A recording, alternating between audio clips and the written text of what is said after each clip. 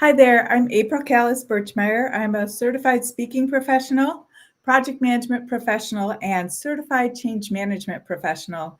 And I'm excited to be here with you today at our LinkedIn Live to talk about embedding change management, how to turn good intentions into lasting results. I want to talk about this today because I think that one of the more difficult pieces of change management is the sustainment piece. And it's something that we don't talk about all the time. Sometimes we speak a lot about, our stakeholder engagement, we focus on our planning, on our strategy. We think about how we're going to conduct the change. We've spent a great amount of time and energy executing the change. But we don't always have a great way to sustain the change. And I think that really is the purpose of organizational change management, is to ensure that we are able to sustain and maintain the delivered change until it becomes business as usual, until it becomes the current state, moves out of future state into current state. So change isn't just about launching new ideas or new systems. It's really about ensuring that the changes that we make and the work that we do with our stakeholders, with our organizations, with our end users, with everybody involved in that change is able to go forward and go on, even after the project team leaves, even after the change management team starts to wrap up. So I think about it a little bit in the way that I think about working out. So I have to say that I used to start a resolution diet, right? Like a workout regime every January 1st. I would say, okay, I'm going to go work out at the gym this year. And I might make it a week. I might make it 2 weeks if I was lucky. But I always quit. I didn't have the pieces in place to ensure that I could sustain this behavior. I didn't take the time to really think through what were the obstacles that were stopping me from maintaining this. And, sometimes I talk about the loss we have with change. And the loss that I had with that change many times was the loss of sleep. I didn't like to get up earlier. I didn't want to do it after work. I kind of felt like, oh, I just don't have the time in my schedule to do it. However, I was approached or just actually recommended by one of my doctors that I work out consistently and regularly. She said it was really the only preventative that they had because I had a high risk of breast cancer. And they said, well, the only preventative help we have is either taking this medicine, which wasn't suiting me very well, or you could exercise consistently. Well, I did first try the medicine because I didn't want to have to do the consistent exercise, but I couldn't take that medicine. And so I had to figure out how was I going to get this workout in. And I started to really look at what the blocker was for me. And the blocker was that I had 3 children at home under the age of 18. One was in high school, one was in middle school, one was in elementary school. And I was a single parent at that time. And I thought, how am I going to be able to make this work? But I discovered a little window of time at 5:30 in the morning. Now, it did feel like a really big blocker for me. It was something I did not want to do. But I discovered that if I put my workout clothes on the chair next to my bed, that when I heard my alarm go off, if I just put my socks on and then got dressed, I could get to workout by 5:30 in the morning.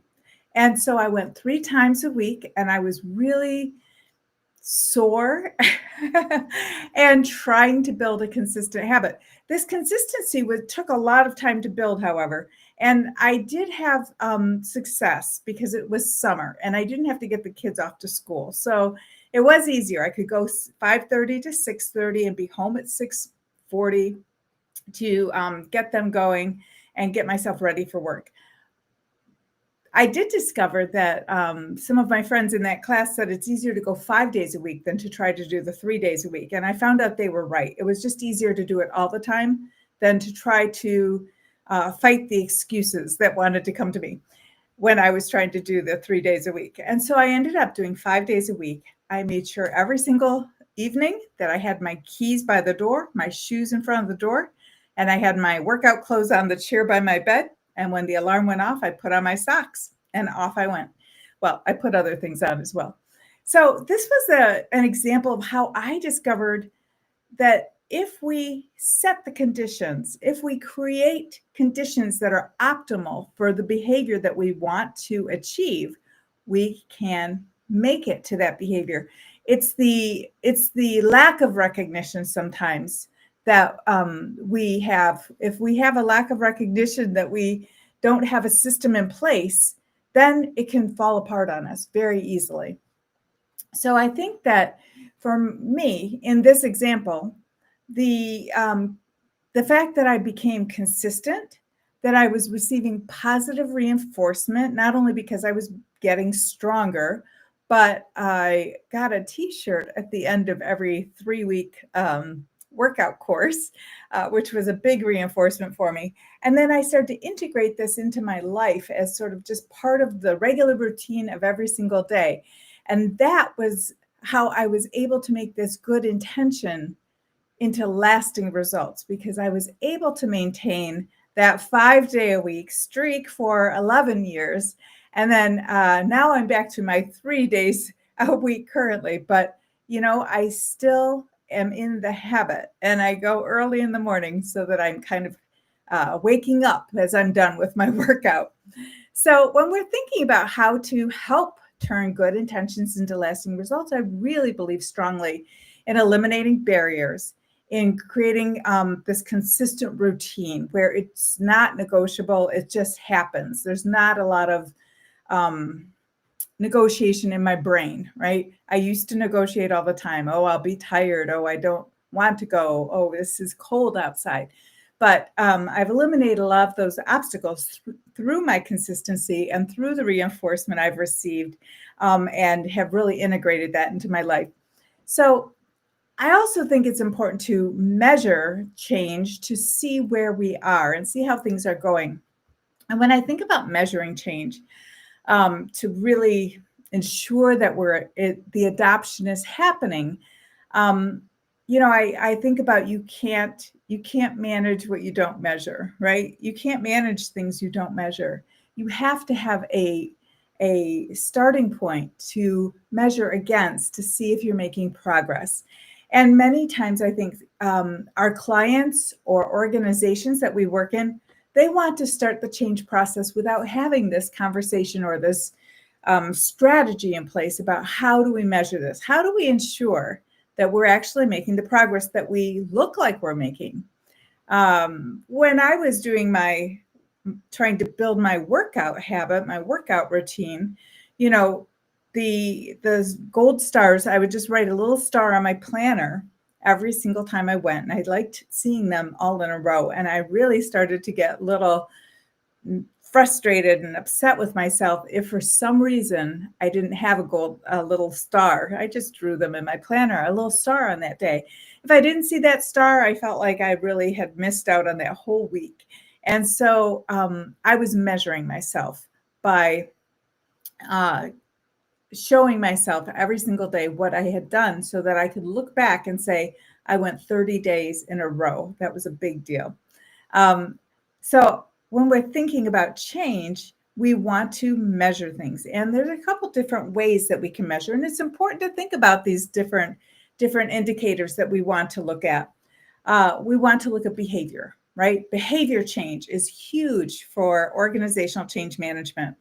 Because when we are going through change, we're actually going from a transitional process. We're going through this transition from a current state to a future state. And the objective is to take our stakeholders and the organization both through that change. We cannot do it without each other. So we can't, if we don't have the stakeholders on board, the organization cannot change. If the organizational systems and structures are not in place to support the change, the stakeholders can't adopt the change. So we have to have both. And so we want to look at, behavioral indicators such as, is everybody using the new system? How many um, how many issues do we have that are unresolved? Are we able to remove some of these blockers and obstacles? I also want to look at, are people behaving differently now that they have to do their work in a different way with the new system, or maybe with a new structure, with a new culture, with new teammates. And then I think about engagement metrics. I want to think a little bit about, how many people attended training, and what kind of feedback are we getting on any surveys or focus groups that we're running. I also think about how many people are participating in our events, such as maybe we're having a change agent network, and do we have people attending our meetings and taking information back to their units?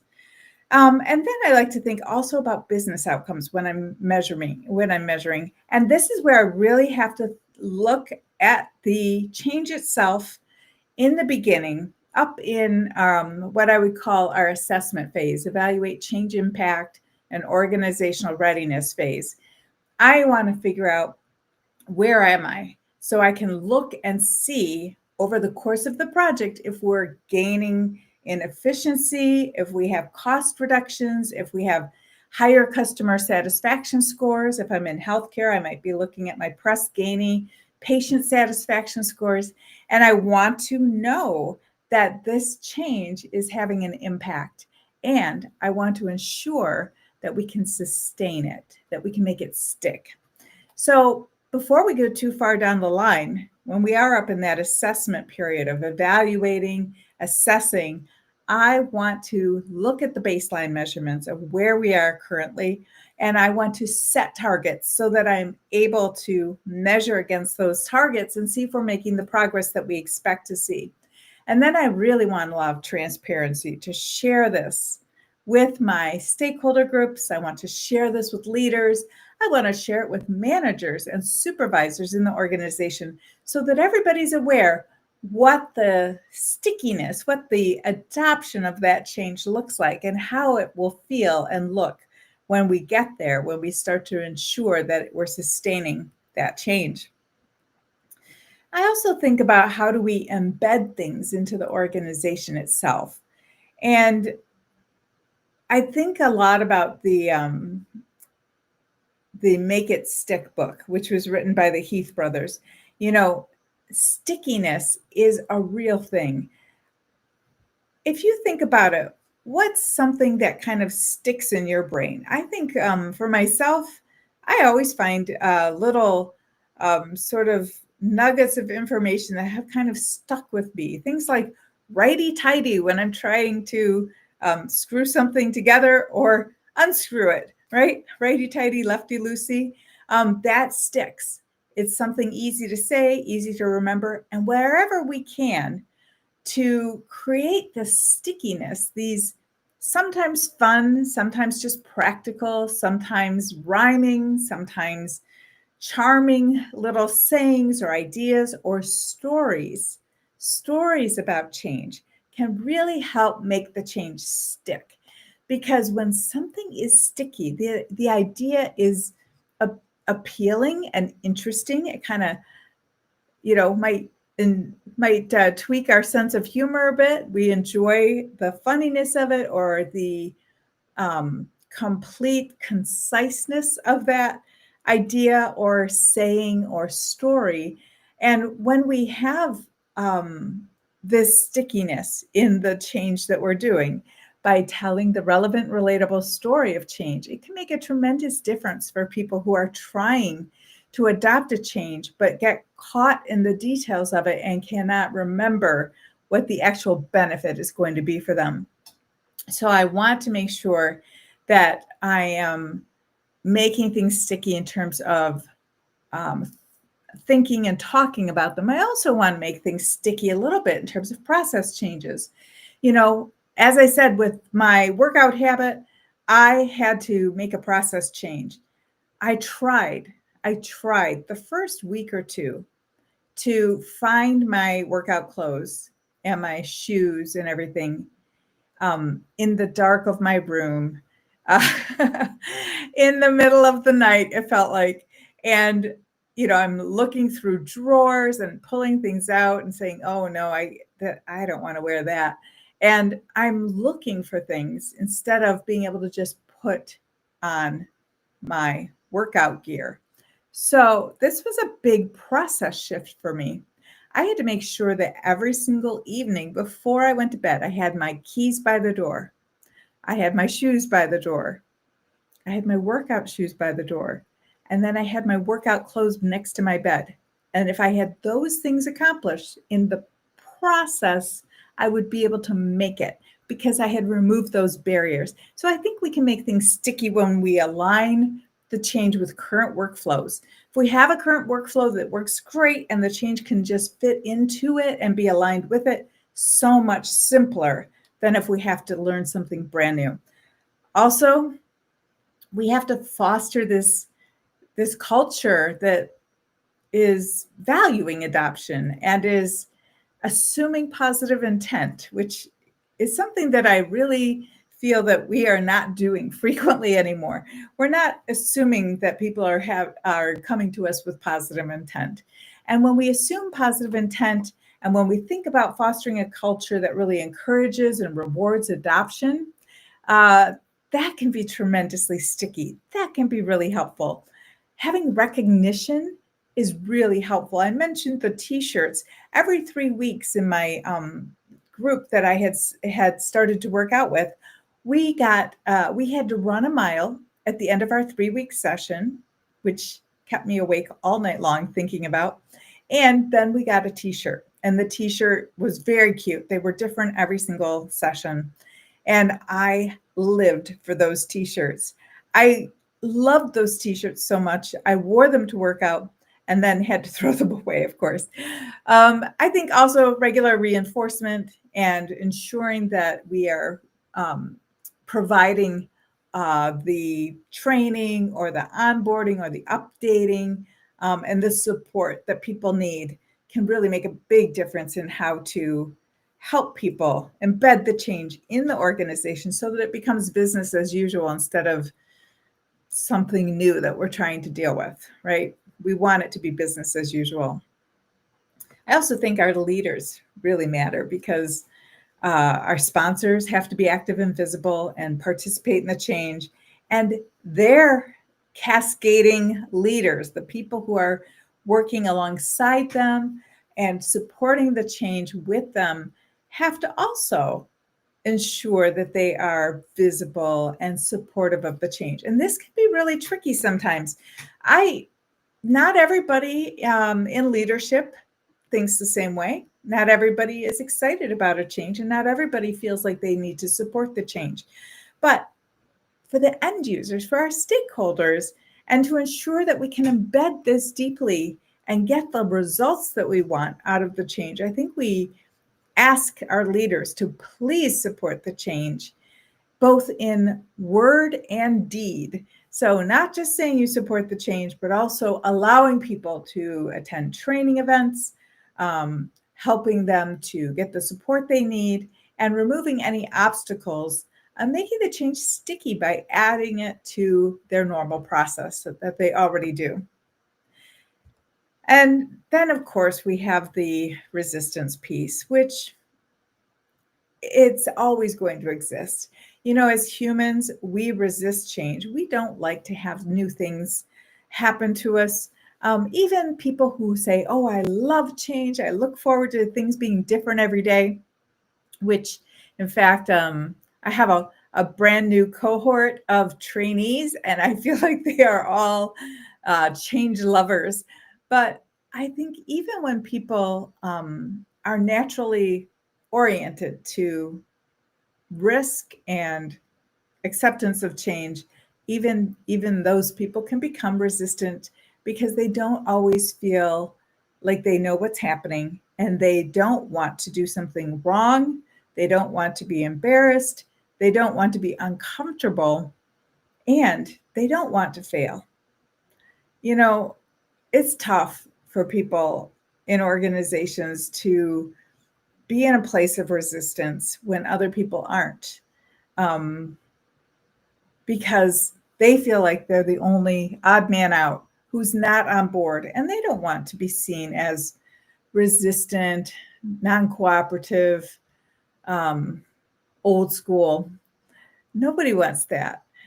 But I also have to say that if we don't think about a strategy for helping people move out of resistance, we risk putting people in that situation. I also think it's worse to be resistant in an entirely resistant culture, because then you're in this situation where a change sometimes has to be rolled back.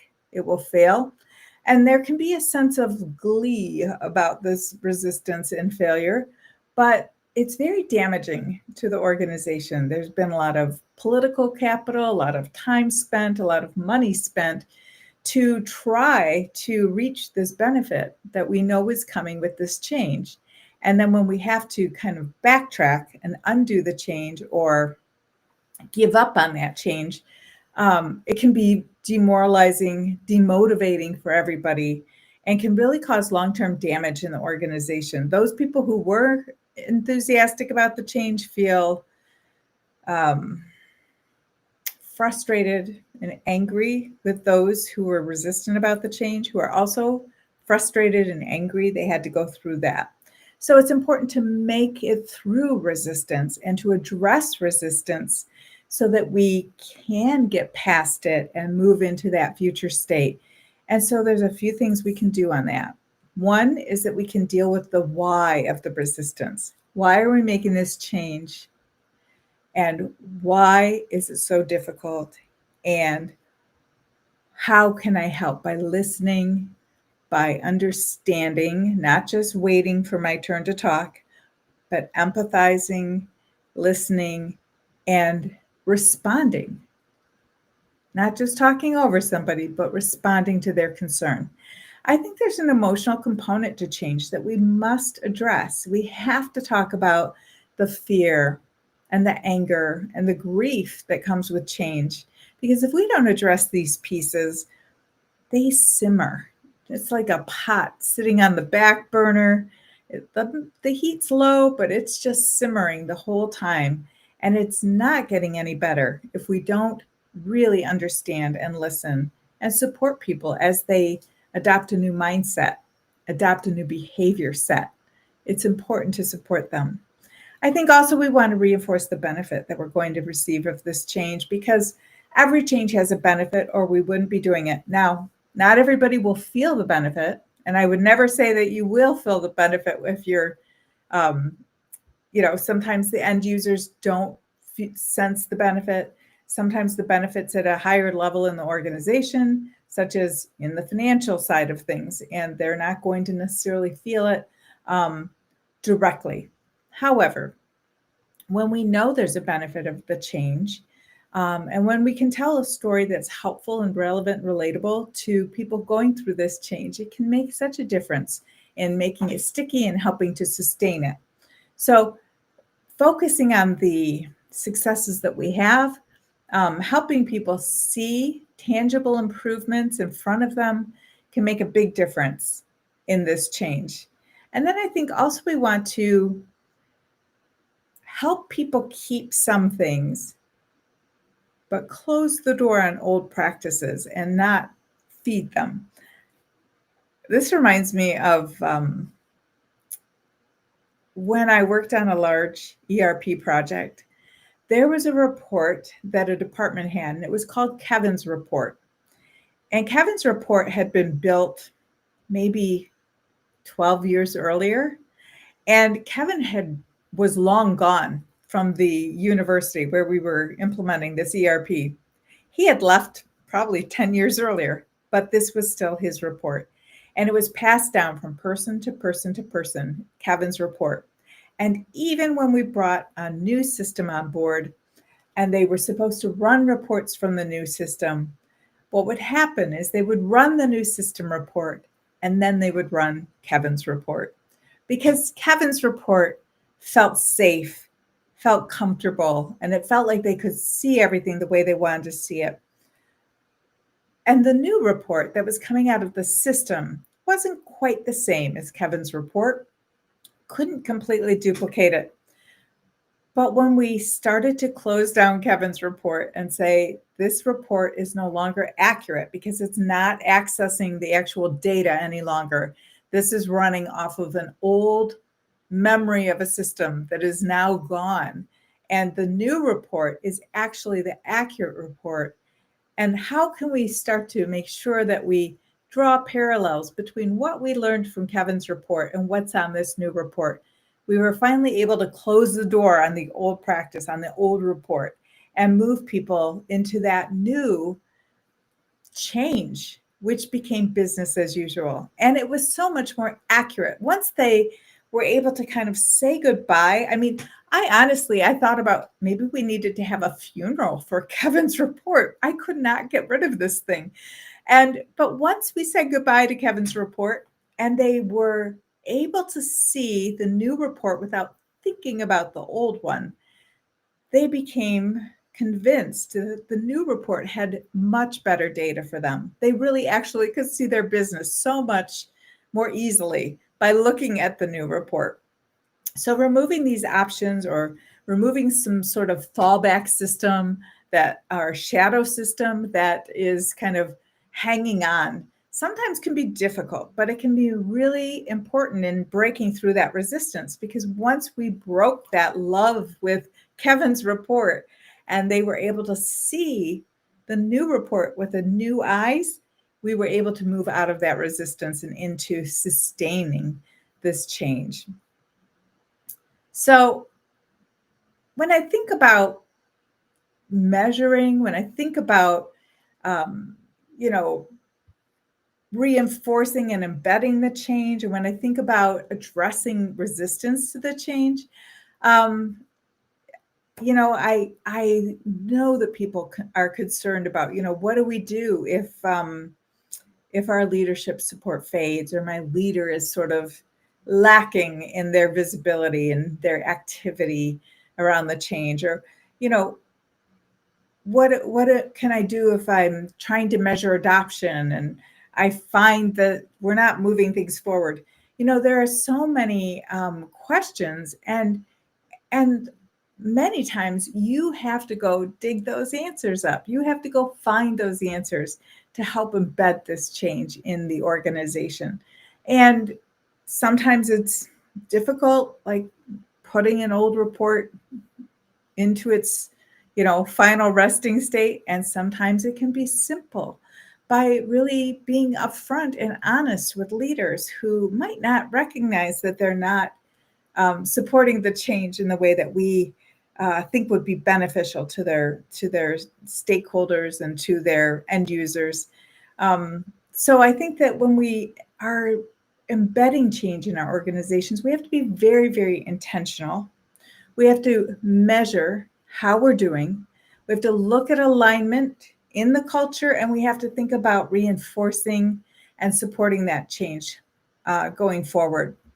So if this is something that you are really interested in and that you like to know about and want to talk more about, please feel free to reach out to me on LinkedIn, or you are also welcome to go to our Ready, Set, Change accelerated training and exam prep page. You just go to springboard-consult.com, www.springboard-consult.com, and you can see our academy there. We just started our new cohort on Monday.